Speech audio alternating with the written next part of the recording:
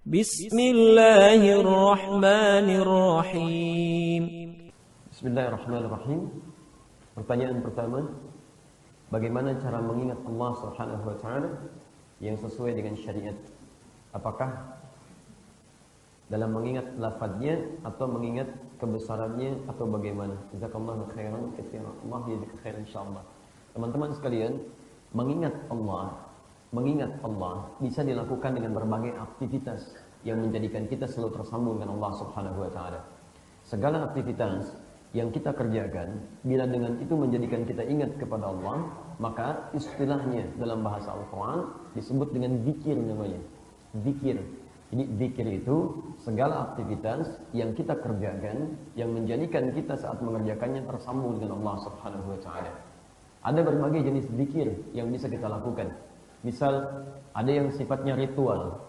Pasca salat Anda berzikir kepada Allah. Quran surah keempat An-Nisa ayat 103. Posisi paling kanan di pertengahan agak sedikit ke atas.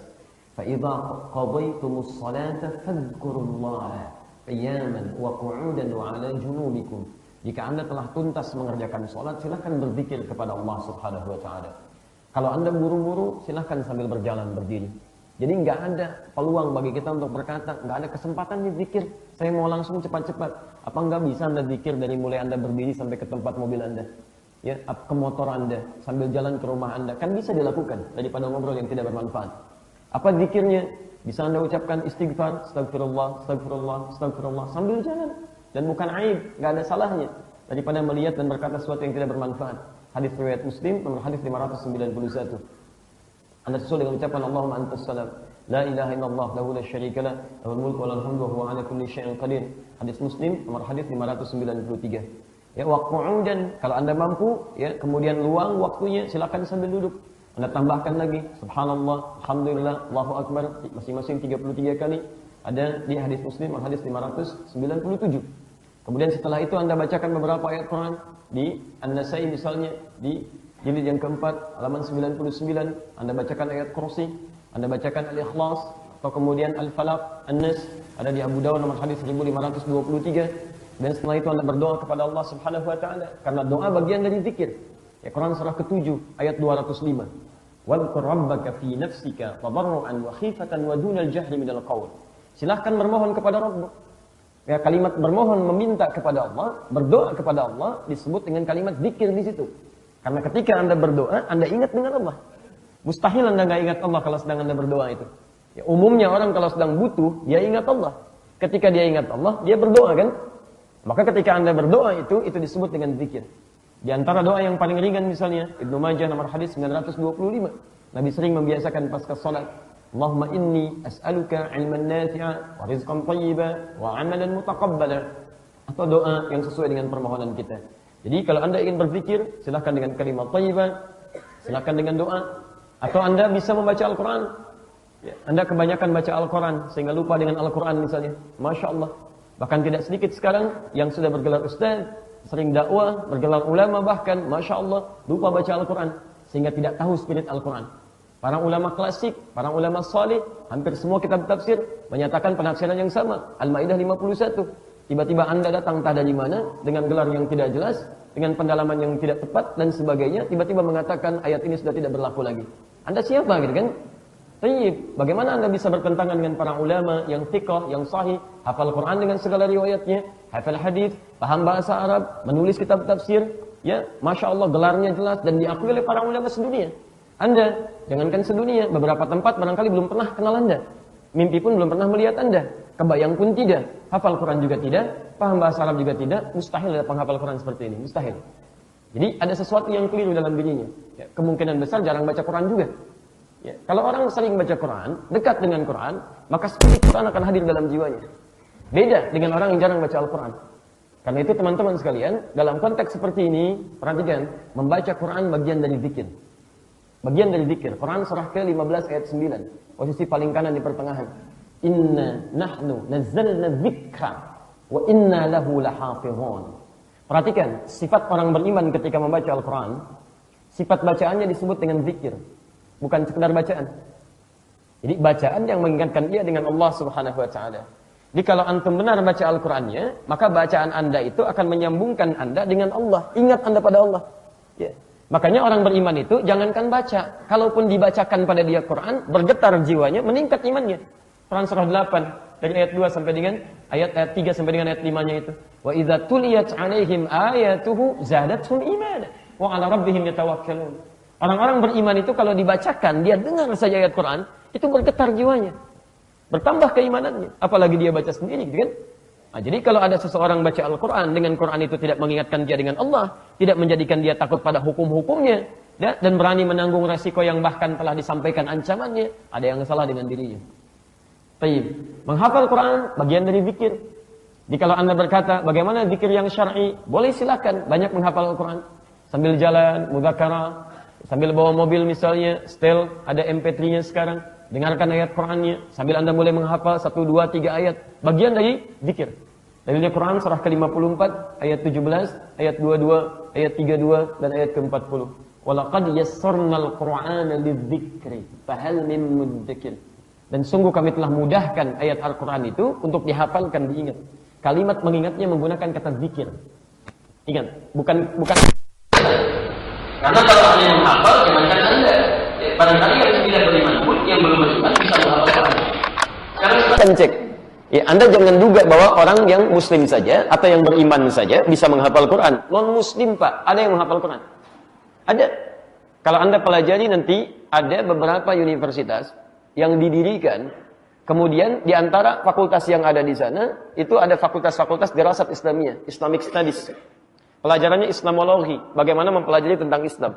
Yang belajar tidak sedikit yang orientalis.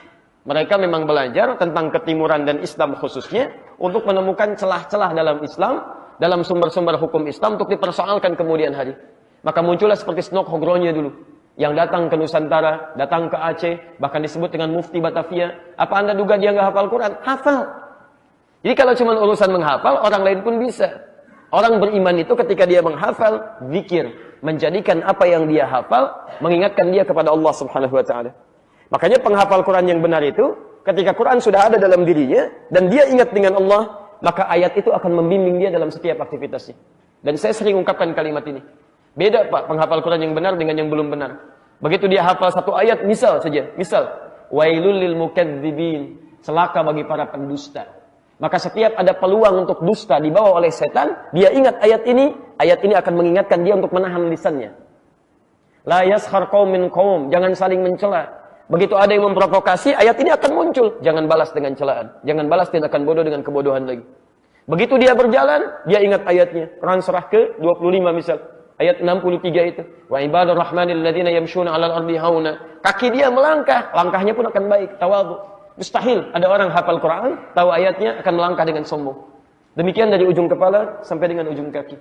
Ya, dia akan bekerja, ayatnya akan bimbing dia. Bagaimana bekerja yang baik. Begini cara mendapatkan rezeki. Quran surah 2 ayat 168. Kalau pengen cepat, Quran surah 2 ayat 172. Kalau ingin lebih cepat lagi, Quran surah 7 ayat 96. Begitu menemukan riba, dia jauhi. Karena ayat riba, Quran surah 2 ayat 275, hadir dalam dirinya. Tinggalkan ini. Daripada mengambil yang haram, ada yang halal. Kalau ada yang halal, kenapa mengambil yang haram? Maka semua ayat itu akan menjadikan dia ingat dengan Allah dan menjaga dia dalam kehidupannya. Atau minimal, Anda menjadikan Allah merasa diawasi oleh Allah dan hadir dalam setiap aktivitas Anda. Quran surah ketiga ayat 190.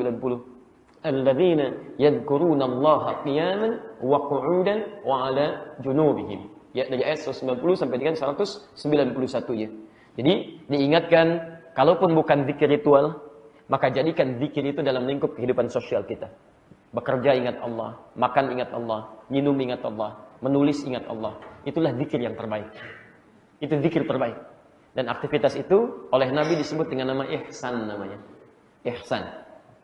Ihsan. Hadis riwayat Muslim, nomor hadis yang ke-8 di bab al-muqaddimah, posisi paling kiri sebelah atas, riwayat sahabat Umar bin Khattab radhiyallahu taala anhu. Di Al-Arba'in nomor hadis yang kedua. Ya, baik. Ketika ditanya Rasulullah SAW, mal ihsan, apa itu ihsan?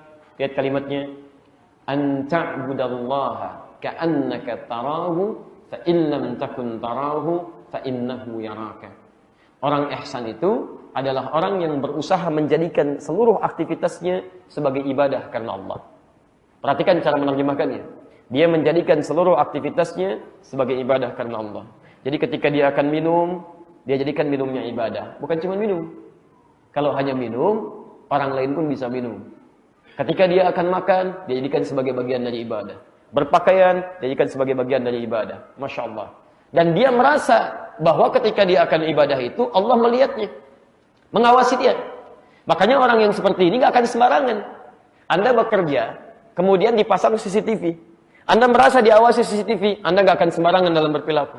Lurus saja begini. Fokus seperti anak-anak yang ujian gitu kan. Baik konsentrasi. Demikian ketika seseorang sudah merasa diawasi oleh Allah Subhanahu wa taala. Maka ketika dia akan minum, mustahil demi Allah saya katakan, mustahil dia bisa menyentuh minuman yang diharamkan oleh Allah Subhanahu wa taala. Karena ketika dia akan pegang gelasnya pun dia merasa diawasi oleh Allah Subhanahu wa taala. Itulah ihsan. Dan kalau Anda ingin berusaha berzikir seperti itu, maka mulai hari ini, keluar dari masjid ini, rasakanlah bahwa Allah mengawasi kita dalam kehidupan kita. Lalu niatkan semua pekerjaan kita sebagai ibadah. Dan akan terasa keindahannya. Keluar dari masjid, niatkan ibadah. Pakai sendal, niatkan ibadah. Paling gampang ucapkan bismillah. Bismillah, pakai sendal. Bismillah, kenakan pakaian. Dan merasakan diawasi oleh Allah Subhanahu wa ta'ala. Dan berita baiknya, masjid kita sekarang adalah dikenal dengan masjid yang dinamakan dengan Al-Ihsan. Mengambil nama sifat dari kalimat tadi. Dengan harapan mudah-mudahan siapa yang beribadah di masjid ini dengan salatnya, baca Al-Qur'annya, ikut ta'limnya, keluar dari sini menjadi pribadi-pribadi yang memiliki sifat ihsan insyaallah. Dan tidak cukup dengan amin, harus diperhatikan dulu. Baik.